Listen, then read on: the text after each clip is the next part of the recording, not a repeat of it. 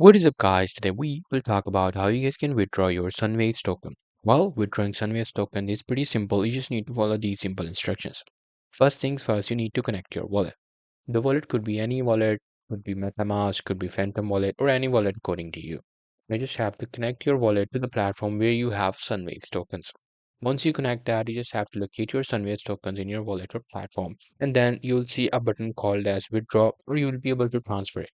Now, after that, you just have to enter the recipient address. So you just have to get the recipient address from your wallet, which you will easily be able to get from any of your wallet, and then you just have to put it right there.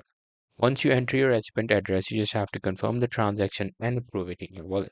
Now, pay the required gas/transaction fee. Once you do that, you just have to monitor the transaction status on a blockchain explorer. Verify that the tokens have been received in the destination wallet. So that's pretty much it. That's how easy it is to withdraw Sunwaves tokens. Hope you guys find this video helpful.